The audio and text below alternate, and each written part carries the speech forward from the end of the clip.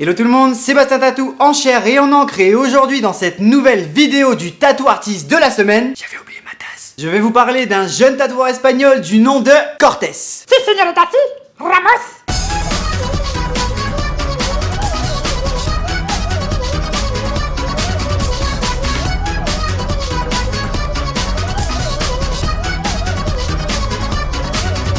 Né à Barcelone, ce jeune espagnol d'origine mexicaine par son père et andalouse par sa mère a depuis tout petit été attiré par le monde de l'art. Et ouais mon pote. C'est donc très naturellement qu'il a été attiré par le monde du tatouage en vieillissant.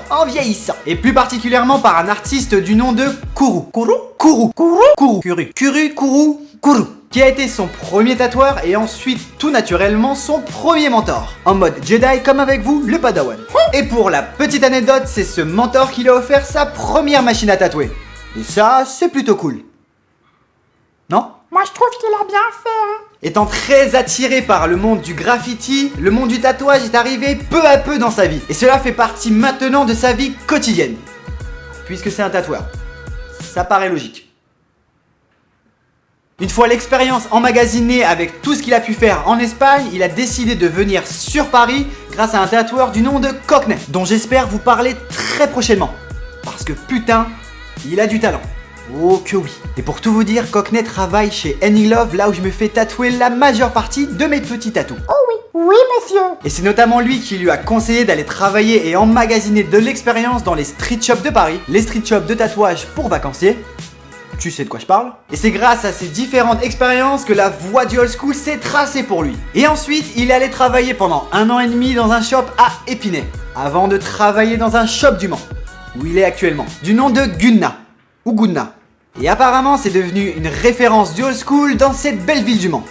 Ce jeune artiste est un fou de dessin et il travaille énormément ses flashs. Et je vais pas te refaire 2 fois la blague sur Flash, car je crois que t'as compris. Pour bosser sa technique et s'élargir à de nouvelles choses. Ok Padawan? Et si toi aussi derrière ton écran tu veux devenir tatoueur, je te conseille de faire la même chose. Donc doublement, ok Padawan? Ok Padawan? Il m'a aussi expliqué que grâce à ses origines espagnoles, il était de plus en plus inspiré par l'art gitan. Ou grâce aux origines de son père par l'art du tatouage mexicain. Le Chicanos, le visage de Moria, etc.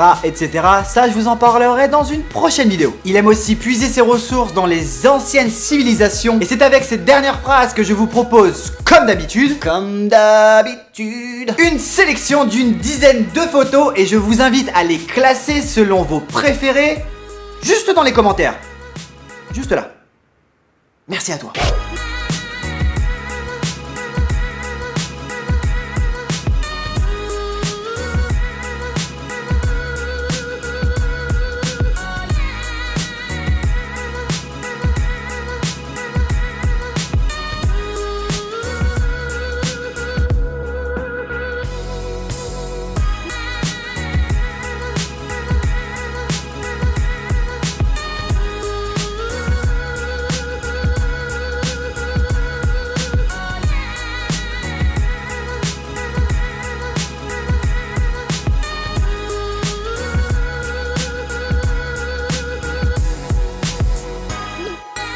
Et donc il est grand temps pour moi de vous poser la question de la semaine. Question assez simple. Préférez-vous le tatouage féminin ou à l'inverse le tatouage masculin? À vous de me répondre directement dans les commentaires, à vous abonner à ma chaîne YouTube si c'est pas encore fait, partagez cette vidéo en masse pour que notre famille s'agrandisse de plus en plus. Et on se retrouve la semaine prochaine, même jour, même heure et d'ici là, portez-vous bien. Il est donc grand temps pour moi de partir. C'était Bastien Tatou pour vous servir.